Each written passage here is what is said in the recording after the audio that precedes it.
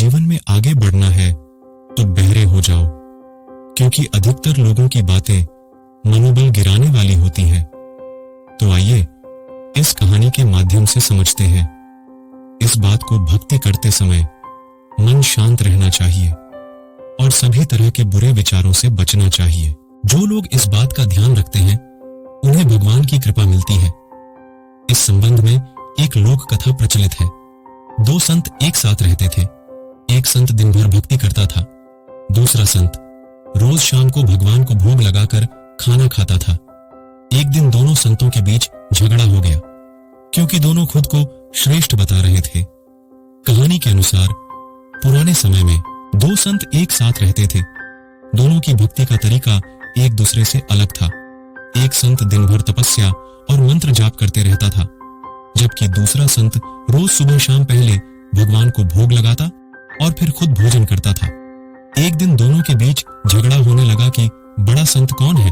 इस दौरान वहां नारद मुनि पहुंच गए। नारद ने दोनों संतों से पूछा कि किस बात के लिए लड़ाई कर रहे हो। संतों ने बताया कि हम ये तय नहीं कर पा रहे हैं कि दोनों में बड़ा संत कौन है। नारद ने कहा कि ये तो छोटी सी बात है, इसका फैसला मैं कल कर दूंगा। अगले दिन नारद मुनि ने मंदिर में दोनों संतों की जगह के पास हीरे की एक एक अंगूठी रख दी। पहले तप करने वाला संत वहां पहुंचा। उसने एक अंगूठी देखी और चुपचाप उसे अपने आसन के नीचे छिपाकर मंत्र जाप करने लगा। कुछ देर में दूसरा संत भगवान को भोग लगाने पहुंचा। उसने भी हीरे की अंगूठी देखी, लेकिन उसने अंगूठी की ओर ध्यान नहीं दिया। भगवान को भोग लगाया और खाना खाने लगा। उसने अंगूठी नहीं उठाई। उसके मन में लालच नहीं जागा, क्योंकि उसे भरोसा था कि भगवान रोज उसके लिए खाने की व्यवस्था जरूर करेंगे। कुछ देर बाद वहां नारद जी आ गए। दोनों संतों ने पूछा कि अब आप बताएं कि हम दोनों में बड़ा संत कौन है।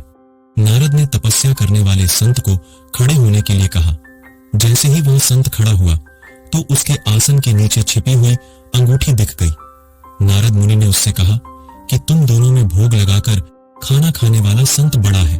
तपस्या करने वाले संत में चोरी करने की बुरी आदत है। उसने भक्ति के समय में भी चोरी करने से संकोच नहीं किया, जबकि भोग लगाने वाले संत ने अंगूठी की ओर ध्यान तक नहीं दिया। इस कारण वही संत बड़ा है। तो दोस्तों, इस कहानी से हमें क्या सीखने को मिलता है कि भक्ति तभी सफल होती है जब भक्त के मन में बुरे विचार ना हो, भक्त बुरे काम ना करता हो। जिस भक्त के विचार पवित्र हैं और जो बुरे कामों से दूर रहता है, सिर्फ उसे ही भगवान की कृपा मिलती है। दोस्तों, अगर वीडियो अच्छी लगी तो वीडियो लाइक और चैनल को सब्सक्राइब जरूर करना। धन्यवाद दोस्तों।